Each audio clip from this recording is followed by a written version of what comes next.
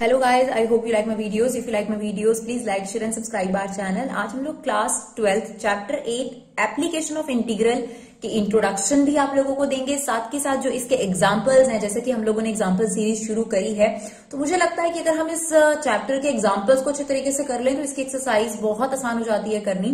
तो आज हम लोग कोशिश करेंगे कि इसको समझा सके कि इस टॉपिक में क्या है और इसके एग्जाम्पल्स को भी क्लियर करने की कोशिश करेंगे। चलिए देखिए, सबसे पहले अगर हम बात करें डियर, तो इस पर्टिकुलर चैप्टर के अंदर इंटीग्रेशन का तो इस्तेमाल है ही है, साथ के साथ इस चैप्टर में कुछ ऐसे आप कह सकते हैं कर्व्स का एरिया आप लोगों को सिखाया जाएगा जो आपने इससे पहले नहीं करा। लाइक ठीक है, 11th क्लास में हमने एलिप्स की इक्वेशन देखी, पैराबोला की इक्वेशन देखी, ठीक है। अब आपको इस पर्टिकुलर चैप्टर के अंदर यह सिखाया जाएगा कि किस तरीके से आप एलिप्स का एरिया निकाल सकते हैं। आपने साइन एक्स का ग्राफ शायद ही बनाया हो, और अगर बनाया है तो उसका एरिया कैसे निकालते हैं एक पर्टिकुलर इंटरवल पर, वो आप इस चैप्टर में सीखेंगे। यानी एप्लीकेशन ऑफ इंटीग्रल चैप्टर की जो सबसे बेस्ट बेनिफिट है वो ये है कि किसी भी तरीके के कर्व्स हो, यानी एक पैराबोला के साथ एक लाइन आ जाए, दो सर्कल्स आ जाएं, दो पैराबोलाज आ जाएं, या फिर और भी चीजें हम लोग इसमें पढ़ेंगे, उनके बीच का जो बाउंडेड एरिया है, ठीक है, उसे किस तरीके से फाइंड आउट करा जाता है और इंटीग्रेशन उसमें किस तरीके से मदद करता है, ये चैप्टर इस पर फोकस्ड है। तो इस चैप्टर को समझने का जो बेस्ट तरीका है वो यही है कि इसमें इस्तेमाल होने वाले जो कर्व्स हैं उनके बारे में थोड़ी नॉलेज रख लेते हैं, उनकी इक्वेशंस आपको पता होनी चाहिए। तो जो हम आपको अभी इंट्रोडक्शन में बताएंगे ये आप 11th क्लास में पढ़ चुके हैं, बट थोड़ा सा रिवाइज करना जरूरी है क्योंकि हमें पता नहीं है, कई बार याद भी नहीं रहता।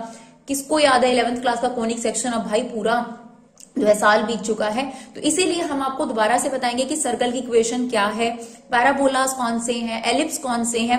यही तीन चीजों का खास इस्तेमाल इसके अंदर करा गया है। बाकी किसी भी और का ग्राफ बनाने के लिए आप बड़े आराम से x की वैल्यूज पुट करिए, y की वैल्यू निकालिए, उससे आप किसी भी चीज का ग्राफ बना सकते हैं, कोई दिक्कत नहीं है। बट ये तीन ग्राफ आपको पता होने चाहिए। तो सबसे पहले सर्कल की बात अगर हम करें तो सर्कल कोई नई चीज नहीं है हम लोगों के लिए, बस हाँ सर्कल की इक्वेशन आपने जो थी वो 11th क्लास में पहली बार पढ़ी थी, x माइनस एच का स्क्वायर y माइनस के का square equal to r square, ये आपने इक्वेशन पढ़ी थी, राइट। जिसमें ये आपके पास सेंटर है h कॉमा के, उसके कोऑर्डिनेट है h कॉमा के, और सेंटर से एंड पॉइंट तक जो लाइन जाती है उसे हम क्या बुलाते हैं? रेडियस। तो बस इसके बारे में सिर्फ आपने इतना ही याद करना है कि सर्कल की इक्वेशन की स्टैंडर्ड इक्वेशन होती है x माइनस एच का स्क्वायर y माइनस के का square equal to r square. अभी फिलहाल आप ये कर लीजिए, कैसे कब किसको इस्तेमाल करना है वो हम आपको एग्जाम्पल में बताएंगे ही बताएंगे, राइट।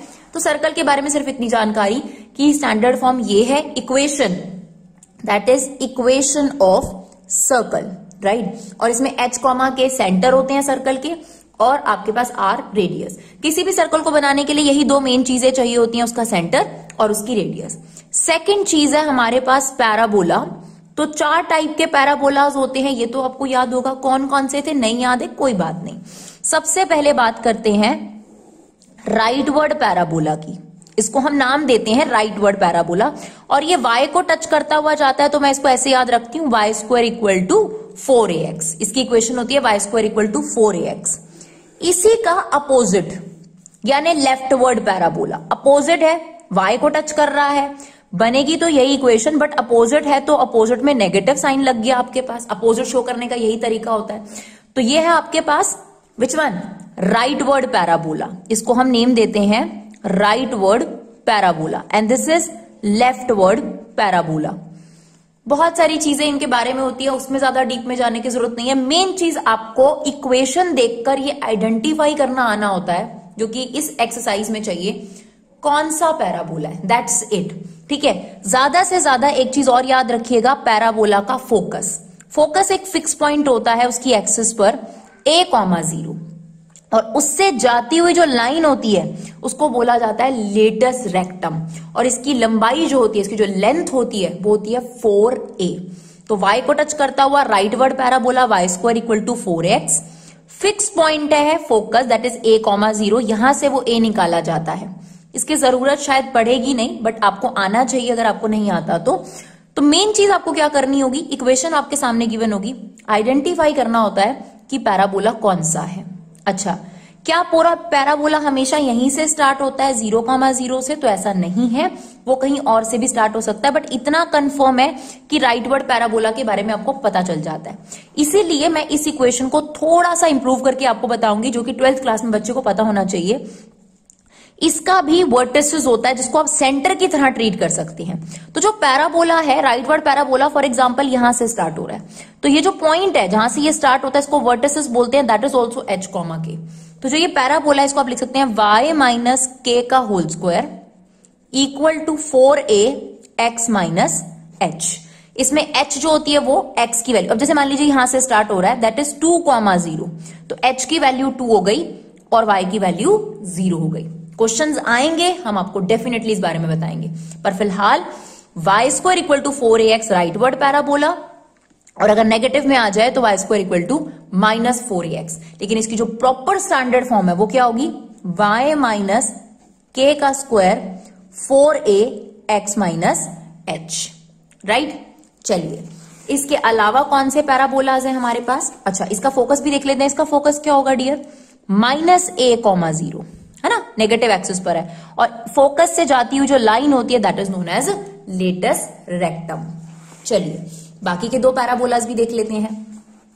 तो एक होता है हमारा अपवर्ड पैराबोला, ये एक्स को टच करता हुआ जाता है, इसलिए इसकी इक्वेशन को हम बोलते हैं x square equal to 4ay, ठीक है। और दूसरा वाला इसका अपोजिट होता है, वो नीचे की तरफ आता है, टच वो एक्स एक्सिस को करता है, तो x square equal to minus 4ay। तो एक्स को टच करने वाले parabolas x square equal to 4ay और अपोजिट साइड पे x square equal to minus 4ay।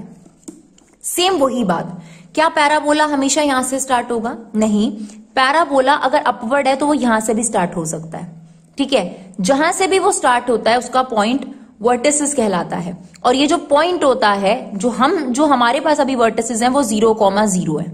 इस वजह से आपको equation x square equal to 4ay नजर आ रही है, बट रियल में ये इक्वेशन है एक्स माइनस एच का स्क्वायर 4ay माइनस के। फॉर एग्जाम्पल, अगर आपके सामने कोई ऐसा पैराबोला दे रखा है x माइनस 2 का स्क्वायर 4a, कोई भी वैल्यू दे रखी है y माइनस 3, इसका मतलब ये है तो अपवर्ड पैराबोला, बट इसका जो स्टार्टिंग पॉइंट है वो 2,3 है, यानी ये स्टार्ट होगा यहां पर कहीं पर 2,3, बनेगा अपवर्ड पैराबोला, लेकिन इसका वर्टिसेस जो है वो चेंज हो गया, राइट। फोकस यहां पर आ गया आपके पास, दैट इज 0,a, और इससे जाने वाली लाइन आपके पास लेटस रेक्टम। फिलहाल आप स्टैंडर्ड फॉर्म याद रखिए, same x square minus 4ay। इसमें जो वर्टिसेस हैं फिलहाल आपके वो 0,0 है। देखिए, अगर आप h को 0 रखेंगे, y k को 0 रखेंगे, तो यही इक्वेशन आपके पास आ जाएगी। बट इन रियल टर्म इनका जो स्टार्टिंग पॉइंट हो सकता है वो कहीं पर भी, डाउनवर्ड पैराबोला यहां से भी डाउनवर्ड बन सकता है और भी कहीं से डाउनवर्ड बन सकता है। तो इसकी भी अगर आप हमसे स्टैंडर्ड फॉर्म पूछेंगे तो x माइनस एच का square minus 4a y minus k का स्क्वायर। जैसे देखिए डियर, अगर आपको ये दे रखा है x माइनस 2 का स्क्वायर 12y, तो आपको सबसे पहले ये आइडेंटिफाई करना है ये कौन सा पैराबोला है। तो देखिए, हमने आपको बता दिया था कि एक्स स्क्वायर वाले जो पैराबोला होंगे वो अपवर्ड या डाउनवर्ड होंगे। अब कौन सा है, ये अपवर्ड है या डाउनवर्ड है, ये तो क्लियर हो गया कि या तो ये अपवर्ड है या डाउनवर्ड है ना, क्योंकि एक्स स्क्वायर वाला है, क्योंकि यहां नेगेटिव नहीं है तो ये अपवर्ड होगा। अब इसका स्टार्टिंग पॉइंट क्या है, ध्यान रखिएगा, ये h और यहां पर k होता है, x के साथ h और y के साथ k। तो अगर हम कंपैरिजन करें x माइनस एच का square 4a y minus k, तो ऑन कंपैरिजन आपको h की वैल्यू 2 और y की वैल्यू 0 मिल जाएगी। इसका मतलब इस पैराबोला का जो वर्टिसेस है वो 2,0 हो जाएगा, और ये पैराबोला कुछ इस तरीके से बनेगा, राइट। सिमिलरली अगर मान लीजिए आपको दे देता है x square equal to 4y minus 3, तो यहां पर भी आप अपनी स्टैंडर्ड इक्वेशन लिखिए x माइनस एच का square 4a y minus k, ठीक है। ऑन कंपैरिजन h की वैल्यू 0 आ रही है और k की वैल्यू आपके पास 3 आ रही है, तो इसका मतलब आपके पास इसका स्टार्टिंग पॉइंट है 0,3। सॉरी, यहां पर सॉरी डियर, ये वाला आपका गलत हो गया। यहां पर आपका जो वर्टिसेस है वो 2,0 है, 2,0 यहां पर पड़ेगा आपके पास, तो ये पैराबोला अपवर्ड बनेगा, लेकिन यहां से इसका स्टार्टिंग पॉइंट होगा 0,3। अगर है तो आपके पास ये देखिए यहां पर रखा और ये पैराबोला ऐसे बन गया आपके पास, राइट। सिमिलरली y माइनस या y प्लस 3 का square equal to 12 x minus 4 का आपके पास इस तरीके से। ना ये y स्क्वायर दे रखा है। अब y स्क्वायर वाला जो पैराबोला है वो या तो लेफ्टवर्ड बनता है या राइटवर्ड, क्योंकि ये पॉजिटिव है तो फिर राइटवर्ड ही होगा। ना अपनी स्टैंडर्ड फॉर्म लिखिए, y के साथ k आता है, y माइनस k का square 4a x minus h। तो ऑन कंपैरिजन h की वैल्यू 4 और k की वैल्यू कितनी आ गई, -3। इसका मतलब ये आपके पास राइटवर्ड पैराबोला तो बनेगा, ये कंफर्म है, लेकिन इसका जो वर्टिसेस होगा वो होगा 4, -3, यानी x की वैल्यू 4 लेकिन y की वैल्यू -3। तो फॉर एग्जाम्पल यहां पर ये पॉइंट आया, ये पैराबोला कुछ इस तरीके से बनेगा। तो यही चीज हम आपको समझाना चाह रहे हैं कि 12th क्लास में आपका जो वर्टिसेस है, जैसे कि 11th क्लास में फिक्स करा गया था 0,0, वो चीज नहीं है, तो इसका याद रखिएगा। ठीक है जी। चलिए, इसके बाद आपके पास थर्ड इसमें टॉपिक है, दैट इज एलिप्स। तो अगर आपने 11th क्लास का मैथ्स हमसे देखा है तो एलिप्स, वैसे तो बुक में 2 अलग अलग इक्वेशंस हैं, लेकिन हमने एक ही इक्वेशन दोनों की बना रखी है। तो हमारे पास जो पहला टाइप ऑफ एलिप्स है, इसको हम बोलते हैं हॉरिजॉन्टल एलिप्स, राइट? इसको हम बोलते हैं हॉरिजॉन्टल एलिप्स। इसकी इक्वेशन क्या है? इसकी इक्वेशन है x² upon a² plus y² upon b² equal to 1। इस हॉरिजॉन्टल एलिप्स में a² बड़ा होता है b² के, और जो ये एलिप्स है इसके वर्टिसेस आपको पता होना चाहिए। ये जो a² है इससे आप a निकाल लेंगे, a,0 यहां पर माइनस a,0 यहां पर, 0, b यहां पर, 0, -b यहां पर, दैट इज हॉरिजॉन्टल एलिप्स। दूसरा एक और एलिप्स है हमारे पास, अपोजिट है इसका, that is vertically ellipse, vertical ellipse, right? उसकी इक्वेशन भी मजे की बात यह है कि हमने सेम दी है, लेकिन ऐसा नहीं है कि सेम ही होती है। इसमें a² छोटा होता है b² से, राइट? इसमें हमने सेम रखा है, that is a,0 minus a,0, 0, b, 0, -b। Ma'am हमें कैसे पता चलेगा कि हॉरिजॉन्टल बनाना है या वर्टिकल? आप कंडीशन को ध्यान से देखिए। जैसे फॉर एग्जांपल आपके पास x² upon 25, y² upon 16 equal to 1, ये इक्वेशन दे रखी है। तो आपको क्लियर होना चाहिए कि यहां पर a² बड़ा है b² से, तो ये हॉरिजॉन्टल एलिप्स है। अगर आपको बोले x² upon 9, y² upon 16 equal to 1, यहां पर देखिए a² छोटा है b² से, तो वर्टिकल एलिप्स बनेगा। तो आप बस इसी कंडीशन को याद रखिए, बाकी तो कोई टेंशन वाली बात ही नहीं है, राइट? चलिए, अब हमारी ये चीज नोट कर लीजिएगा इसको अच्छे तरीके से, उसके बाद आप क्वेश्चन को समझना शुरू करेंगे तो आपको कोई भी दिक्कत नहीं आएगी। तो सबसे पहला क्वेश्चन है, find the area enclosed by the circle.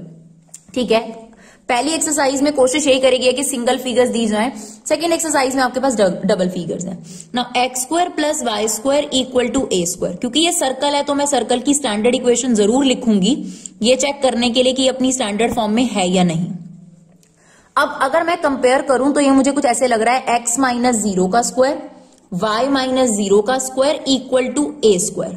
तो अगर आप कंपेयर करें तो आपको जो सेंटर है, जो कि सबसे जरूरी चीज आपने निकालनी है, वो आ गई 0,0। r² इक्वल टू a, तो इसका मतलब रेडियस आ गई आपके पास a। नेगेटिव नहीं होती है रेडियस, इसलिए पॉजिटिव। ठीक है, अब सेंटर पता चल गया, रेडियस भी पता लग गई। तो सबसे पहले सर्कल बना लेते हैं। तो हम सर्कल बना लेते हैं। तो ये आपके पास सेंटर है 0,0, लेट इट भी हमारी रेडियस है a। तो आपको होता है सेंटर से ये डिस्टेंस, ये जो डिस्टेंस है ये भी सेम रखना है हमें, ये डिस्टेंस भी हमने सेम रखना है, और ये भी। आपको पता है कि नेगेटिव नहीं होता, बट ये जो पॉइंट प्लॉटिंग है वो नेगेटिव होती है, इसलिए हमने नेगेटिव। तो ये हमारे पास सर्कल बनकर तैयार हो गया। अब इसने क्या कहा? इसने कहा इस सर्कल का एरिया निकालो पूरा। ठीक है, जबकि आपको सेंटर और दिया हुआ है। तो ठीक है, आप कहेंगे मैम हमें तो πr² वाले फॉर्मूले से भी आता है। बिल्कुल ठीक बात है, आप आंसर जरूर चेक कर लीजिएगा। πr² आपका आंसर आ रहा है, यानी πa², यानी जो आपका फाइनल आंसर आएगा वो ये। लेकिन यार देखिए, अकेले सर्कल का एरिया निकालना बहुत आसान है, ये तो भी स्टार्टिंग एग्जांपल की। लेकिन किस तरीके से इंटीग्रेशन इसका एरिया निकालने में मदद करती है, हम वो देखेंगे इसके अंदर, राइट? तो चलिए, सबसे पहले आप ये देखिए कि अगर हमें इन चारों क्वाड्रेंट्स का एरिया निकालना है तो क्या कर सकते हैं। अगर हम किसी एक एरिया को भी शेड कर दें, है ना, तो हमारे लिए चारों एरियाज एकदम इक्वल है। क्यों? क्योंकि 0 से लेकर ये डिस्टेंस, 0 से लेकर ये डिस्टेंस सब बराबर है। तो यहां पर रिक्वायर्ड एरिया, देखिए पहली चीज है डायग्राम बनाकर शेडेड एरिया ढूंढना, दूसरा है रिक्वायर्ड एरिया निकालना। तो रिक्वायर्ड एरिया कैसे निकालेंगे देखिएगा, 0 से लेकर a तक, 0 से लेकर a तक, x की लिमिट ली है हमने, 0 से लेकर a तक सर्कल। जैसे ही हमने ये लिखा, इसका क्या मतलब है समझिएगा, 0 से लेकर a तक ये लाइन ले लीजिएगा, सर्कल मतलब जो सर्कल का एरिया है वो उसकी तरफ गिर रहा है, मतलब ये एरिया निकालना है आपने, ठीक है। ये एरिया कितनी बार चाहिए आपको, 4 टाइम्स, तो हमने इसको कर दिया 4 टाइम। अब आपने dx भी लिख दिया, क्योंकि x की लिमिट है तो dx ही लिखेंगे। अब आपने क्या करना है, सर्कल की इक्वेशन में से y की वैल्यू निकालनी है। तो देखिए सर्कल की इक्वेशन क्या है हमारे पास, x square plus y square equal to a square. तो y स्क्वायर को यहीं रखा, a square minus x square root में, तो ये आ जाएगा, ठीक है जी। अब आपके पास इसका फॉर्मूला है, और अगर आप देखेंगे तो हमने इंस्टाग्राम पे भी इसका पोस्ट किया है फॉर्मूले का, और यूट्यूब कम्युनिटी पर भी आप जाएंगे तो फॉर्मूले की पोस्ट है। और डियर आपको सारे फॉर्मूलेज इकट्ठे चाहिए तो आप ज्यादा से ज्यादा वेबसाइट पर जाइए, वहां पर पीडीएफ है, वहां पर आपको सारी फॉर्मूलेज मिल जाएंगे। अगर आपको अलग अलग टॉपिक वाइज स्क्रीनशॉट चाहिए तो कुछ फॉर्मूले ऑब्वियसली उस पीडीएफ में नहीं है, मोस्ट प्रॉब्ली सारे 12th के आपको फॉर्मूलेज मिलेंगे उसके अंदर। बट अगर कुछ फॉर्मूलेज नहीं है, जैसे कि कुछ रेगुलर बेसिस पे हम लोग अपलोड करते रहते हैं, तो वो आप हमारी विभा क्लासेस की जो इंस्टा है उस पर चेक कर सकते हैं, नहीं तो यूट्यूब कम्युनिटी पर हम लगातार कोशिश कर रहे हैं कि जैसे से हमें टाइम मिलता है हम फॉर्मूला जरूर पोस्ट करें। तो यहां पर अब आप इसका फॉर्मूला लगा दीजिए, जो कि होता है 4 एज इट इज। फॉर्मूला है आपके पास x/2 root a square minus x square plus a square by 2 sine inverse x/a। अब इसके बाद क्या करा जाएगा, इसके बाद आपके पास ये अपर लिमिट है, ये लोअर लिमिट, पूरे में पहले अपर लिमिट, तो एक गोल ब्रैकेट बनाइए, पहले हम पूरे में अपर लिमिट पुट करेंगे, तो a पुट करेंगे। देखिए a आप पुट करोगे यहां पर, तो a square minus a square, ये 0 हो जाएगा तो इसको हमने 0 लिख दिया, ये हो गया a square by 2 sine inverse a by a, ये हो गया 1। यहां पर मैंने अपर लिमिट पुट कर दी, मैंने अपना ये वाला ब्रैकेट क्लोज कर दिया, माइनस, अब लगाइए लोअर लिमिट, x को आप 0 रखेंगे तो ये 0 ही होना है, a square by 2 sine inverse 0 upon a, sine 0 upon a 0, sine inverse 0 कब होता है 0, तो ये वाला पोर्शन तो हमारा 0 हो गया, राइट। तो ये तरीका आपको हमेशा ध्यान रखना है कि जो भी आपके पास इंटीग्रेशन करके आया, upper limit minus lower limit, क्योंकि इसके आंसर आने में भी इस चैप्टर में दिक्कत होती है, तो ध्यान से। तो 4 था a square by 2 sine inverse 1, sine 1 कब होता है, पाई बाय 2 पर, तो ये जो है इससे कट गया और आपके पास आंसर आ गया पाई a स्क्वायर स्क्वायर यूनिट, क्योंकि जो एरिया होते हैं या तो वो सेंटीमीटर स्क्वायर में आते हैं मीटर स्क्वायर में, इसीलिए हमने लिखा है स्क्वायर यूनिट। तो देखिए ये एरिया आपने पहले भी चेक कर लिया था, बट किस तरीके से जो इंटीग्रेशन है उसने सर्कल का एरिया निकालने में मदद किया, वो आपको इस चैप्टर में सिखाया जा रहा है। चलिए एग्जाम्पल नंबर 2 में चलते हैं। Find the area and closed bye the ellipse. अब देखिए यहाँ एलिप्स की ना स्टैंडर्ड इक्वेशन दे रखी है, तो यहाँ पर हमें नहीं पता ए स्क्वायर बड़ा है बी स्क्वायर से या बी स्क्वायर बड़ा है ए स्क्वायर से।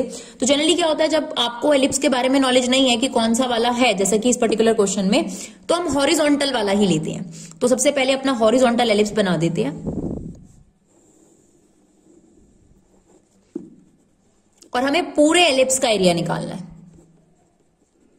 तो ये पॉइंट होता है हमारा a,0, ये पॉइंट होता है -a,0, this is 0, b, 0, -b। आपको वैसे पूरे एलिप्स का एरिया निकालना है, ठीक है। लेकिन अगर आप एक क्वाड्रेंट का एरिया निकाल लेते हैं, यानी एक पोर्शन का एरिया निकाल लेते हैं, तो ये चारों पोर्शन एकदम बराबर हैं, तो हम क्या लिखेंगे, रिक्वायर्ड एरिया इक्वल टू 0 से लेकर a तक। देखिए 0 से लेकर a तक एलिप्स, जैसे ही हम ये नाम लिखते हैं इसका क्या मतलब होता है, जब हमने बोला 0 से लेकर a, उस लाइन को दिमाग में फिट करो। फिर हमने बोला सर्कल, तो इसका मतलब होता है, सॉरी एलिप्स, तो इसका मतलब ये होता है कि एलिप्स का एरिया इस लाइन पर एरिया गिरा रहा है, तो मतलब ये वाला एरिया जो है वो आपके पास आ जाएगा। लेकिन ये इतना पोर्शन हुआ, हमें ये सारा निकालना है, तो हमने क्या कर दिया इसका 4 टाइम्स, राइट।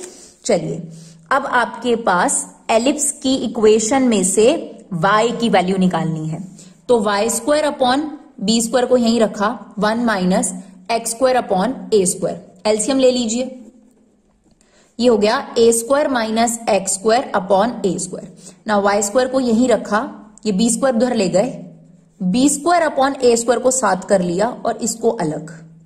अब आप इस पे क्या चढ़ा देंगे, स्क्वायर रूट। तो जब हम स्क्वायर रूट लगाएंगे तो b अपॉन ए जो है वो बाहर आ जाएगा और रूट के अंदर रह जाएगा a square minus x square, right. अब ये 4b बाई ए को बाहर ले लीजिए, इसका इंटीग्रेशन जो कि अभी हमने लगाया था, x by 2 a square minus x square a square by 2 sine inverse x by A, और इसमें हमने क्या पुट करी, a और 0 लिमिट। चलिए करते हैं कैसे लिमिट पुट होती है, गोल ब्रैकेट बना देते हैं, इसमें upper limit.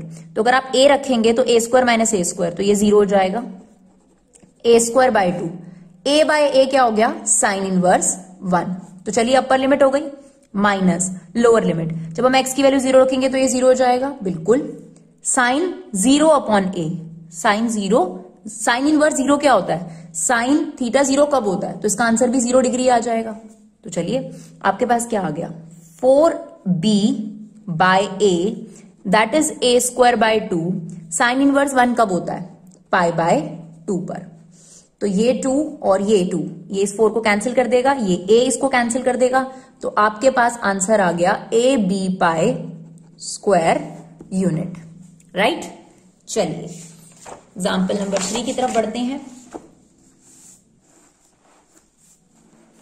Find the area reason bounded by the curve. तो आपको यही पहचानना था कि ये कर्व कौन सा है, नाम नहीं लिखा उसने, it's parabola, x square equal to 4ay वाला, राइट।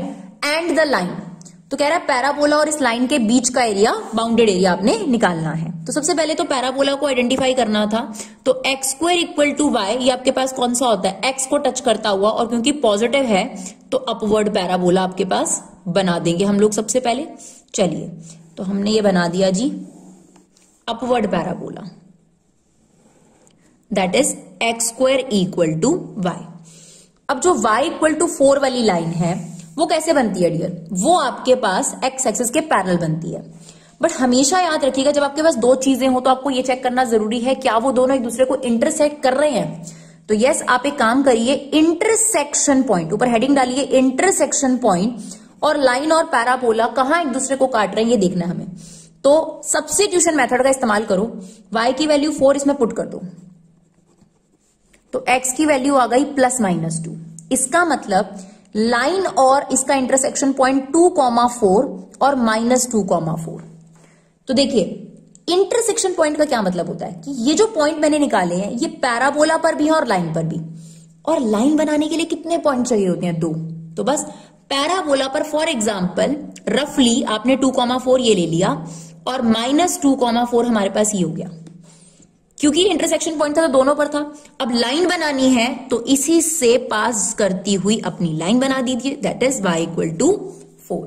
तो हमेशा याद रखिए अगर एक से ज्यादा ग्राफ है तो इंटरसेक्शन पॉइंट होगा जो दोनों कर्व पे लाई करता है। तो हमने इंटरसेक्शन पॉइंट निकाला, उससे पैराबोला पे प्लॉट कर दिया, और लाइन बनाने के लिए कितने पॉइंट चाहिए होते हैं, 2, उनको जोड़ दिया, लाइन भी बन गई। अब आपको क्या करना है, इन दोनों के बीच का एरिया निकालना है, बाउंडेड एरिया। तो आपको ये वाला एरिया जो है वो फाइंड आउट करना है, राइट। जहां पे भी ये दोनों इंटरसेक्ट कर रहे हो वहां से परपेंडिकुलर ड्रॉ कर लिया करो, राइट। अब अगर आप देखेंगे कि यहां पर जो एरिया है, जितना पॉइंट यहां पर है उतना ही डिस्टेंस यहां पर है, तो अगर हम फर्स्ट क्वाड्रेंट का एरिया निकालें और उसका ट्वाइस कर दें तो हमारा आंसर सेम आ जाएगा। तो हमें शेडेड एरिया निकालना है, तो देखिए रिक्वायर्ड एरिया कैसे निकलेगा, ध्यान से देखिएगा। 0 से लेकर 2 तक लाइन, इसका क्या मतलब होता है, लाइन के नीचे आ जाओ, 0 से लेकर 2 तक लाइन को ले आओ, तो 0 से लेकर 2 लाइन के नीचे का एरिया सारा आ जाएगा, माइनस इसी में से 0 से लेकर 2, क्योंकि लिमिट सेम है, पैराबोला के नीचे का एरिया हमें नहीं चाहिए, तो यहीं पर लिख दो पैराबोला, बेशक ये dx बाद में लगा दो, ये देखिए, और इसका हमने कर दिया ट्वाइस। ध्यान से सुनते हैं फिर से, 0 से लेकर 2 लाइन, तो इसका मतलब होता है लाइन के नीचे का सारा एरिया ले लो, माइनस 0 से लेकर 2 पैराबोला के नीचे का एरिया नहीं चाहिए, ठीक है जी। जैसे आपने लिमिट 0 से 2 बोली तो इसका मतलब जो चीज आप बोल रहे हो उसका उस तरफ एरिया, तो 0 से लेकर 2 लाइन, तो ये पूरा एरिया आ गया, माइनस 0 से लेकर 2 पैराबोला, उसको सब्ट्रैक्ट कर दिया आपने, राइट। और ये इधर का एरिया आएगा तो इसका डबल कर दिया हमने, क्योंकि हमें ये एरिया भी चाहिए। तो बस अब आपने क्या करना है, क्योंकि x की लिमिट है तो लाइन में से y की वैल्यू निकालो, तो y की वैल्यू है 4, माइनस पैराबोला में से y की वैल्यू निकालो जो कि है x स्क्वायर। बस अब आप इसका इंटीग्रेशन ले लीजिए, 4 का integration 4x that is x square by 2। अब इसमें हम क्या पुट करेंगे, लिमिट पुट कर देंगे, कोई टेंशन वाली बात नहीं है। तो लिमिट पुट करने के लिए पहले अपर लिमिट, तो 2 पुट करिए, ये हो गया 8 4 बाय 2, ये मेरी अपर लिमिट हो गई, माइनस लोअर लिमिट पुट करेंगे तो 0 आ गया आपके पास। कितना आ गया है आपके पास, 12 स्क्वायर यूनिट्स। सॉरी डियर, देखिए यहां पर हमसे इंटीग्रेशन में थोड़ी सी गलती हो गई, that is x cube upon 3, right, x cube upon 3। तो ये कैलकुलेशन हमें कट करनी पड़ेगी, x क्यूब अपॉन 3। तो प्लीज थोड़ा सा ध्यान से, कई बार हो जाती है गलती। अब देखिए यहां पे 2 पुट करेंगे तो ये आ गया 8, ये आपके पास हो गया 8 बाय 3, ये अपर लिमिट हो गई। और 0 पुट करेंगे तो खैर 0 ही आएगा, राइट। तो ये आ गया आपके पास 2 इन 2 में 24 minus this that is 16 by 3। तो हमारा जो फाइनल आंसर आ गया that is 32 upon 3 square unit. तो ध्यान रखिएगा इंटीग्रेशन करते वक्त थोड़ी सी गलती हो गई। चलिए शुक्र है कि एटलीस्ट वीडियो जाने से पहले क्लियर हो गया। चलिए एग्जाम्पल नंबर 4 देखते हैं। अब हमारे पास example number 4, find the area of the region in the first quadrant. हर चीज को अंडरलाइन करना बिकॉज वो इंपॉर्टेंट होता है। जैसे अभी तक जितने भी क्वेश्चन करे उसमें फर्स्ट क्वाड्रेंट सेकंड क्वाड्रेंट सारा निकालना था, लेकिन अब उसने बहुत क्लियर कर दिया कि एक तो हमें एरिया फर्स्ट क्वाड्रेंट में चाहिए, ठीक है, and closed by x axis. First quadrant में चाहिए x axis, y equal to x is a line and this circle. तो जो सबसे जरूरी चीज है वो सर्कल बनाना। तो पहले सर्कल बनाने के लिए हमें इसका सेंटर और इसकी रेडियस चाहिए, राइट। तो हमने अपनी स्टैंडर्ड इक्वेशन लिखनी है हमेशा x माइनस एच का स्क्वायर y माइनस के का square equal to r square. तो ठीक है, ये कांस्टेंट है, इसको उधर ही रहने देते हैं, ये हमारी रेडियस है। अगर हम कंपेयर करें डियर तो यहाँ पर x माइनस 0 का स्क्वायर y माइनस 0 का स्क्वायर, यानी सेंटर तो हो गया 0,0 और रेडियस हो गई हमारे पास √32। क्लियर है, जिसका क्या मतलब हो जाएगा आपके पास 4√2 अगर आप इसके प्राइम फैक्टर्स करेंगे तो। चलिए अब अपना सर्कल बना लेते हैं। तो ये हमारा मान लेते हैं कि ये रेडियस है 4√2, इतने ही डिस्टेंस पर यहां पर 4√2, सेम माइनस 4√2, सेम माइनस 4√2।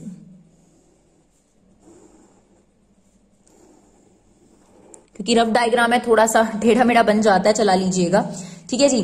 तो आपके पास ये सर्कल बन गया। तो सर्कल तो हमारा ओके हो गया, फर्स्ट क्वाड्रेंट में लेना है, ठीक है, एक्स एक्सिस भी ठीक है, तो ये चीज ध्यान रखनी है ना। y इक्वल टू एक्स वाली लाइन, डियर ये बहुत इजी लाइन होती है और ये कैसे जाती है, बिल्कुल आप कह सकते हैं 0,0 से स्ट्रेट जाते हुए। बट फिर भी जैसा कि हमने आपको लास्ट क्लास में बताया, अभी लास्ट क्वेश्चन में बताया कि आपको इन दोनों फिगर्स का इंटरसेक्शन पॉइंट निकाल लेना है, उससे आसानी हो जाती है। बिकॉज मुझे लाइन बनाने के लिए 2 पॉइंट चाहिए, इंटरसेक्शन पॉइंट निकाल लेंगे तो मदद हो जाएगी। तो आप इन दोनों का इंटरसेक्शन पॉइंट निकाल लो, that would be more helpful. तो इंटरसेक्शन पॉइंट निकालने के लिए इन दोनों में क्या लगाना पड़ेगा, सब्स्टिट्यूशन मेथड। तो y की वैल्यू x है वो यहां पुट कर दीजिए, ये हो गया x स्क्वायर, ये भी हो गया x square equal to 32। Now this is 2x square equal to 32। Now x square equal to 16। तो आपके पास x की वैल्यू आ गई ±4।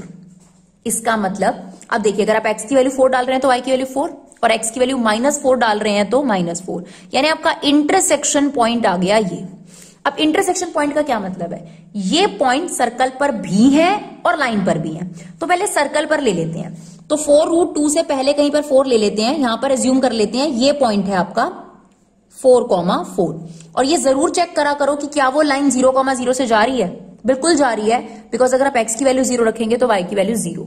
और जो सारा आप ले रहे हैं ये आपने प्रॉपर प्लॉट नहीं करना, ये रफ प्लॉटिंग है, इसलिए थोड़ा दिमाग से करने की जरूरत है। कहीं से भी लाइन नहीं जानी चाहिए, जरूर चेक कर लो क्या ये 0,0 से जाएगी, बिल्कुल, क्योंकि x की वैल्यू 0 रखने पर y की वैल्यू 0 आ रही है।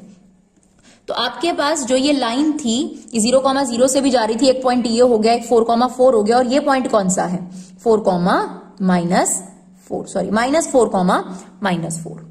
अब हमें क्या बोला गया था, ध्यान से सुनिएगा, हमें बोला गया था फर्स्ट क्वाड्रेंट, तो हमने इसी में अप्रोच करना है, बाकी की तो बात ही नहीं करनी इनमें। फिर फर्स्ट क्वाड्रेंट के बाद बोला था एक्स एक्सिस, ये रहा आपके पास X axis, X axis line और सर्कल, एक्स एक्सिस लाइन और सर्कल, इनके बीच का एरिया कौन सा बनता है डियर, दिस वन। अगर ये बोलता लाइन वाई एक्सिस और सर्कल तो ऊपर वाला एरिया होता, फिलहाल हमारे पास ये एरिया है। अब हमेशा जो इंटरसेक्शन पॉइंट है उससे परपेंडिकुलर, इससे पहले भी आप देखिए हमने इंटरसेक्शन पॉइंट से परपेंडिकुलर ड्रॉ करा था, राइट। इंटरसेक्शन पॉइंट से हमेशा परपेंडिकुलर, हमें उस पॉइंट की वैल्यू चाहिए जो कि हमें दिख गई है यहां से, एक्स की वैल्यू कितनी है आपके पास 4, दिस इज 0। अब हमें सिर्फ यही वाला रिक्वायर्ड एरिया निकालना है। तो क्या फॉर्मूला है हमारा required area, please full form लिखेंगे। 0 से लेकर 4 तक, 0 से लेकर 4 तक लाइन के नीचे का एरिया है ना, लाइन अगर नीचे की तरफ आ रही है, 0 से लेकर 4 जब आपने एक्स एक्सिस बोला और लाइन बोला तो लाइन का उस तरफ एरिया। अभी और भी चाहिए तो प्लस 4 से लेकर 4√2 सर्कल के नीचे का एरिया, इसलिए सर्कल लिख दिया हम लोगों ने। ठीक है जी। अब क्या करेंगे हम लोग, लाइन में से y की वैल्यू निकालेंगे, तो x हो गई वो, और सर्कल में से y की वैल्यू निकालेंगे तो वो आ रहा है आपके पास √32 माइनस एक्स स्क्वायर। तो यहां पर हमें फॉर्मूला लगाना पड़ेगा ध्यान से, इसका इंटीग्रेशन क्या होगा x²/2, और इसको हम लिख देंगे 4√2 का whole square, right. √a² minus x² की आइडेंटिटी दैट इज x/2, यही सेम आ जाएगा आपके पास, या आप इसे ऐसे लिख सकते हैं 4√2 का square minus x² plus a²/2, this is a², sign inverse x/a, इस पर हमने लिमिट पुट करनी है 4√2 4। चलिए यहां पर लिमिट अलग है 4 0, तो इसमें सबसे पहले 4 रखेंगे तो ये आ जाएगा 16/2, ये अपर लिमिट का आया, और अगर 0 रखेंगे तो ये लोअर लिमिट का आ गया। तो चलिए ये वाला कंप्लीट हो गया, प्लस इसमें आ जाते हैं, इसमें अगर आप 4√2 रखेंगे तो ये पोर्शन 0 हो गया आपका अपर लिमिट में, और यहां 4√2 रखेंगे ये आपका कितना हो गया 16 साइन इनवर्स 1 माइनस, अब आप 4 पुट करिए, ये हो जाएगा 4/2, ये कितना है आपके पास 32, और अगर हम 4 का स्क्वायर पुट करेंगे तो 16 प्लस ये आएगा आपके पास 16 साइन इनवर्स 4/4√2, तो ये आ जाएगा आपके पास 1/√2, राइट। तो 16/2 कितना हो गया हमारे पास 8, 16 साइन इनवर्स 1, तो ये हो गया 16 π/2, क्योंकि साइन इनवर्स 1 कब होता है π/2 पर, यहां पे माइनस आ जाएगा तो ये हो गया -2, 32 में से 16 चले गए 16, दैट इज 4 आ गया आपका रूट से, 16 साइन इनवर्स 1/2, ये भी -16, 1/2 कब होता है 45 डिग्री पर। तो आपके पास देखिए ये वाला 8 से 8 कट जाएगा, ये आ जाएगा आपका 8π माइनस 4π, तो आपका आंसर आ जाएगा 4π स्क्वायर यूनिट्स, राइट। चलिए लास्ट एग्जाम्पल की तरफ बढ़ते हैं। एग्जाम्पल नंबर 5 है हमारे पास, find the area bounded by the ellipse and the ordinate x = 0 x = ae। ठीक है, तो सबसे पहले एलिप्स बना लेते हैं, हमें नहीं पता कि कौन सा एलिप्स है तो हॉरिजॉन्टल एलिप्स बनाया जाता है। ठीक है जी। अब इसने बोला x = 0, तो x = 0 is nothing but y axis, y axis की इक्वेशन होती है x = 0। नाउ x = ae क्या है, ae आपके पास फोकाई होती है, अगर आप एलिप्स की बात करते हैं तो यहां पर ae होता है, यहां पर -ae, तो x = ae वाली लाइन कैसे बनेगी, बिल्कुल y के पैरेलल। अब उसने क्या बोला, उसने बोला एलिप्स y एक्सिस और इस लाइन के बीच का एरिया, इसका मतलब आपको ये वाला एरिया निकालना है। ठीक है जी। तो रिक्वायर्ड एरिया कैसे निकाला जाएगा, देखिए ऊपर जितना एरिया सेम नीचे है, तो रिक्वायर्ड एरिया ट्वाइस ऑफ 0 से लेकर ae, 0 से लेकर ae किसके नीचे का, एलिप्स के नीचे का एरिया। 0 से लेकर ae किसका चाहिए हमें, एलिप्स अगर 0 से लेकर ae तक आ जाए तो हमारा रिक्वायर्ड एरिया आ जाएगा, और उसका डबल कर देंगे तो हमारा प्रॉपर शेडेड एरिया आ जाएगा। तो अब आप एलिप्स की इक्वेशन में से किसकी वैल्यू, y की वैल्यू निकालिए, जो कि आपको पहले भी बताया हमने, y² / b² 1 minus x² / a², तो y² / b², एलसीएम आ गया x² - a² / a²। Now y² as it is, ये b आ जाएगा, ये हो गया b² a² minus x²। Now y की वैल्यू अगर आप इस पे रूट चलाएंगे तो b / a² माइनस x², तो यहां पर ये पुट कर दीजिए। ठीक है जी। चलिए अब इंटीग्रेट कर देते हैं, 2ba आपके पास बाहर आ गया, a² माइनस x² का जो रूट इंटीग्रेशन होता है that is x/2 a² minus x² plus A square by 2 sine inverse X by A. ठीक है, इसमें लिमिट पुट कर देते हैं। A E upon 2, this is A square E square, A square by 2 sine inverse A E upon A करेंगे तो क्या बच जाएगा 1 अपॉन ई, माइनस 0 रखेंगे तो ये 0 हो जाएगा और साइन इनवर्स भी 0, तो ये वाला पोर्शन तो आपका खैर 0 हो गया, राइट। अब आप चाहें तो यहां से आप दोनों टर्म्स में से देखिए a बाई 2 कॉमन है, तो a बाई 2 अगर आप बाहर लाएंगे तो ये 2 और a क्या हो जाएगा, कट जाएगा। यहां पर ए ई अपॉन ए है, सॉरी, तो डियर आपके पास e बचेगा, तो यहां से a बाई 2 बाहर ले आइए, बाकी का बेशक अंदर रहने दीजिए, तो ये e हो गया A square minus A square E square, और यहां रह गया a साइन इनवर्स e। वैसे आप चाहें तो क्या कर सकते हैं, देखिए यहां से ए स्क्वायर को कॉमन ले लीजिए। देखिए अभी फिलहाल ये जो है a था, ये इससे कट गया, b बचा। अगर आपने एनसीईआरटी से आंसर मैच करना है तो उन्होंने ए स्क्वायर 1 माइनस ई स्क्वायर लिख दिया इसको। अब यहां से a बाहर आ जाएगा, तो वो वाला a भी आप बाहर लेकर जा सकते हैं, तो ये हो जाएगा ए बी, ये हो जाएगा e, यहां पर रह जाएगा 1 माइनस ई स्क्वायर, और ये हो जाएगा आपका साइन इनवर्स e।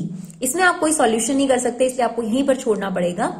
तो डियर आई होप आपको ये जो एक्सरसाइज के हमने एग्जाम्पल समझाए हैं वो आपके लिए हेल्पफुल रहें, और अगर आपको ये वीडियो हेल्पफुल लगे तो प्लीज इसे ज्यादा से ज्यादा शेयर करिए, जिस भी तरीके से आप अपना सपोर्ट कर सकते हैं। Thank you so much guys for love and support, keep supporting Vibha classes.